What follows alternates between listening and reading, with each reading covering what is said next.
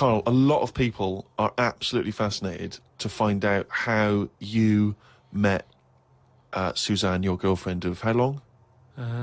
Ages. Yeah.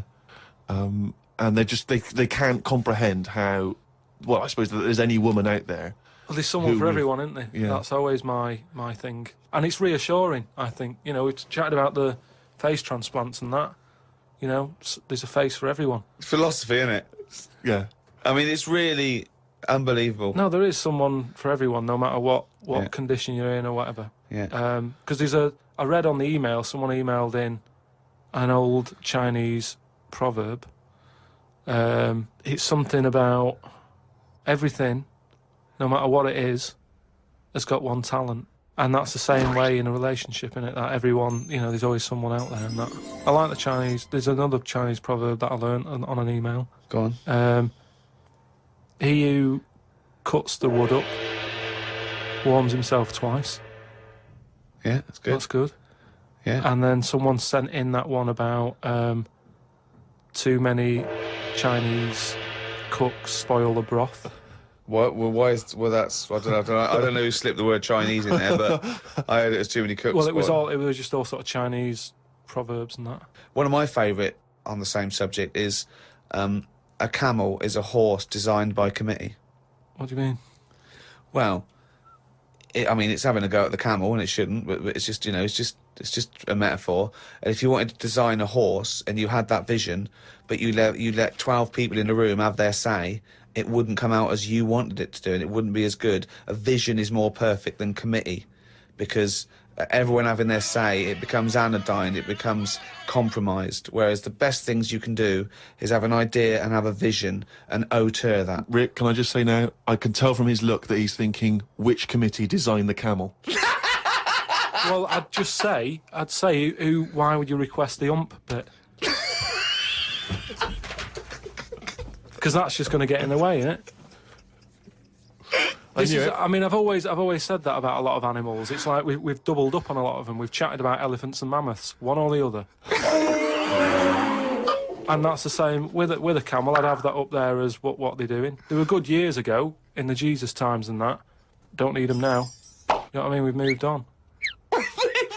Well, not people who use camels to cross deserts. What other? I'm communities. going to throw some animals at you, and you tell how you'd have improved them if you'd have been designing them. Okay? Mm. The octopus. So I can now go back. I can look at them and go, "What are they doing?" And where have they gone wrong? What's up with you? How could you improve it? Like the camel, you'd go lose the amp. I'd probably give it a bit more of a body. Cut down on the arms. And give it some bones, because I don't understand all this. It getting in a jar is good. When does it want to get in a jar? It says... Well, it only wants to get in a jar according to your stories. No, but there's something that says it can get in a jar because it hasn't got any bones, but I don't know why it want to do that in the first place. I can't even begin to answer that. Once again, you've claimed that you've read that they like to get in jars. I mean, how do they know that octopus like to get in jars? Oh, God, you can improve on an octopus. Millions and millions of years of evolution, making it perfect for its surroundings. Okay, another animal for you then, Carl. Giraffe?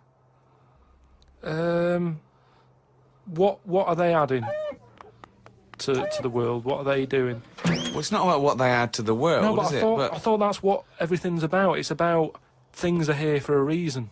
The reason they're here is because they didn't die. That's it. No, but there seem to be a lot of animals that are like... Do you think there's a lot of cheating? Is that what you're saying? There's I'm just saying there just seems to be a lot of doubling up. Yeah, so you'd get it down to like 8 animals that represented all of it. So okay, who would get in your team? You can choose 8 animals. This is what I'm saying. If I was Noah, I would have gone like, hang on a minute. I've just seen something that looks a bit like this. Let it drown and have a clear out. But he didn't. He was messing about saving everything. He was instructed by God to save everything, to be fair to him. Yeah, but if he's been given that job, for me, he's sort of manager of that job. So you believe Noah as well? You believe Noah happened as well, and he built a boat big enough to catch 2 of every species. You actually believe that as fact, do you? Well, it's out there in book form. Brilliant. All right. We haven't answered the question that we started with. How did you meet Suzanne? Just at work. Thanks. I wonder if we should have a jingle for questions for Carl, because there's a lot of questions coming in for Carl. Okay. Oh, chimpanzee, that question's for Carl. Yeah, okay, no, fair enough, that works. This is from Jim and Bob in Manchester. Carl, if you could talk to any animal, which one would it be and what would you say to it? Insect, animal, anything, fish, anything. Well, they said animal, but let's broaden it to anything. Animal, creature. The insect is an animal. Yeah, no, but I'm just, I don't want to get it wrong. I'm just thinking about, Yeah. there's a lot of stuff out there, isn't there? I'd probably go for the tortoise. Okay. Because it would take a long time to walk away from you while you were talking. No, just because... Most animals would be off straight away. Yeah. Just because they live for ages, so they'll have loads of stories. They've lived through a lot. You know what I mean? Through wars and stuff. If you get an old one, if you get like an old one, that's about 100 Most of them have lived in a box in a garden for 52 years. No, but you get some that have been about, and even if it's in a box, you can overeat. They've really travelled, have they? Yeah. I mean, Some of them have experienced more than you. Yeah. But they've broadened their horizons a bit more than you. They could probably teach you a thing or two, yeah. And what would you hope to learn from them? just history. Right. From their very specific tortoise perspective. Other emails. We've had a lot of questions about time travel. People are fascinated about your approach to time travel. And I know we've talked about this in the past, but this is a very specific time travel question. If you had a time machine, Carl, to what event in your childhood would you travel back to and why? What's the point in going back to things that you thought? No, it's just that it's never as good, is it? It's like a place you go on holiday and you go back thinking it'll be as good as the first time. It never is. So I don't believe in going back to places. What do you understand the question as? Do you think they're asking, would you go back like a ghost and spy? Would you go back and you've got your childhood back? You are that child again. You're in the body. You are the child, or you've got your adult head and experiences. Rick, I really don't think Carl was thinking there was any of those variations. Let's be honest. But now that you've flagged him I up, think he was thinking of him as he is now in school with a cap on. yeah. But Too big for the chairs. yeah. Come on. No, I don't think I would go back. It's all happened now, isn't it? Yeah, but it's an email for our own amusement. Well, okay. Well, choose an event. Okay, forget the time travel thing. No, hang on. I think let's clarify one of Ricky's points. What if you could go back and you could live that moment again? How would you do it differently? There's been times where I've gone, oh, that was a bit out of order or whatever.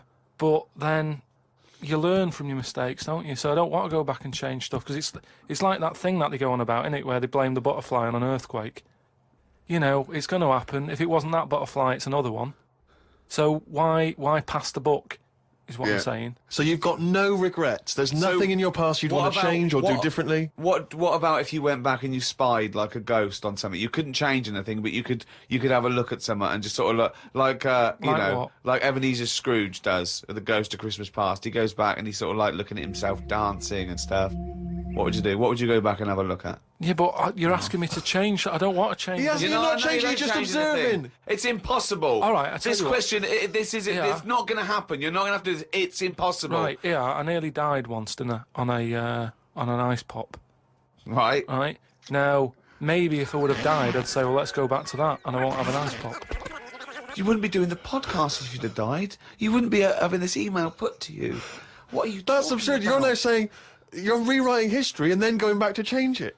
Yeah. There's no need. You didn't die. And we've changed it. You can't change anything. You're just going to go back and watch them. Would you like to go back and watch yourself choking on a Mr. Freeze? No, that's what I'm saying. That's why I wouldn't go back now, because I'm all right. I haven't had one since. I've learnt a lesson. I'm not missing them ice pops. So I don't think you're making the most of this opportunity to fantasise. I don't see the point in going back in anything. I mean, do you mean go back in time to the point of you can see, like, Rome in its working day? What, in your childhood? Was Rome about when in your childhood? Were there gladiators in your childhood? Well, that's what I'm saying. Everything I've been through, so why see it again? Forget it. It was just a nice little question. I mean, that shows the lack of imagination in Karl Pilkington. Your mind can't fathom something unless it's, like, got two heads. But I don't see the point in doing something twice. Because the thing is, say if there's one good moment when I was about 6 that I loved, I'd then have to go through all the other 20 years. Again. Well, why? Why have you imposed that? It's a fantasy. Make up. You could go back and come back again. Yeah, whiz back and fast forward 35 years. Nah. Brilliant. No. Like it was on offer. Like this was really on offer. Move on.